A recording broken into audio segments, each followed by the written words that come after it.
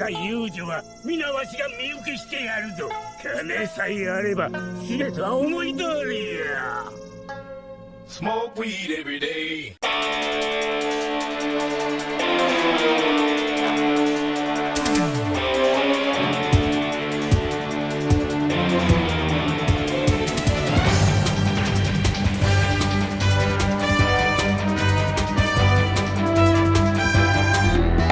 Hello everyone, Skippy here, and welcome to One Piece episode 922, directed by Yusuke Suzuki and supervised by Masayuki Takagi.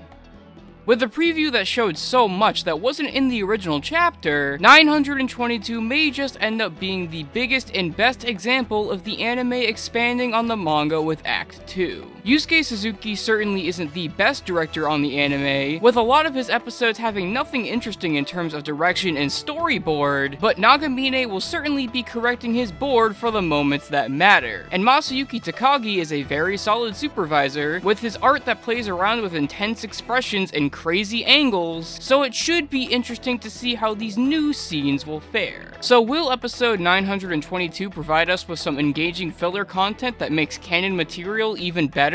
Well, let's take the gamble and find out.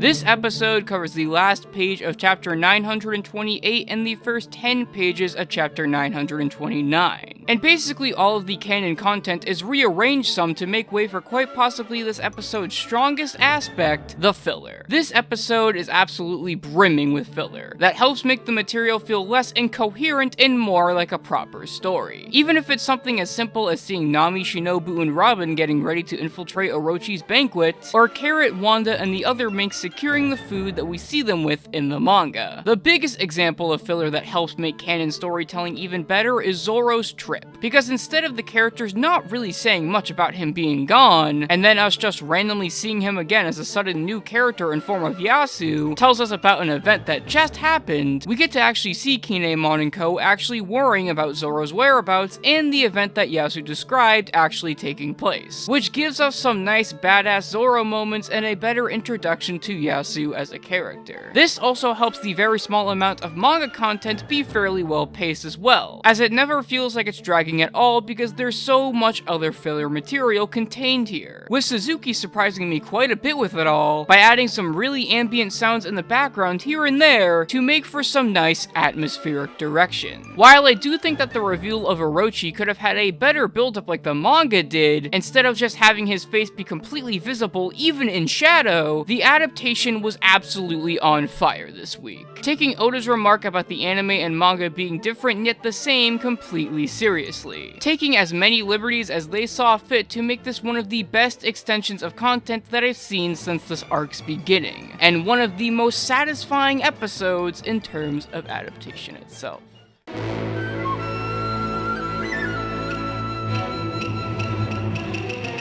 Yusuke Suzuki genuinely surprised me with how vivid and eye-catching his storyboard was this week, producing what may just be his strongest board on the series in a long while. While I'm still of the mindset that he could use some more interesting scale, he makes up for that with a lot of other cool compositions, like the several low and powerful angles when reviewing characters like Zoro or Kanjuro, to super imaginative and comedic transitions between the people that Frankie talks to, that even goes to the extra mile to make them all look like kabuki paintings. This overall standard of quality is kept at every turn, and the board even does its very best to sell what is pretty limited action and animation at points, with punchy layouts and compositing in scenes like Zoro's Daishinkan. Now, as we've expected, it does look like Nagamine had a hand in correcting the board, but Suzuki's competent efforts and the rest of it stand proud right alongside those corrections, and don't feel out of place or almost like they're from a different board entirely, with Masayuki Takagi's wild art and Midori Matsuda's usual Oda-like but round and soft corrections on Zoro enhancing it, making episode 922 quite the surprising episode that I really didn't see coming. Considering some of the content coming up, it's quite normal to expect an episode like this to be a simply meh one that doesn't have much focus put on it, but the usual middle-of-the-road Suzuki surprised me with a simple but extremely enjoyable episode. That really makes me hope that he gets more episodes like this if that means he can pump out work on this level. And next week doesn't look to be slamming the brakes on this string of quality at all with episode 923. Akitaro Daichi's second board on the series is looking every bit as strong as his last one, with Katsumi Tokoro's direction and the presence of even more cool filler, making me look forward to Big Mom's introduction into Wano even more than I was originally. Masahiro Shimanuki's corrections may be fairly hit or miss with his bold yet chicken scratchy art, but that doesn't look like it'll distract from what should be a very solid episode.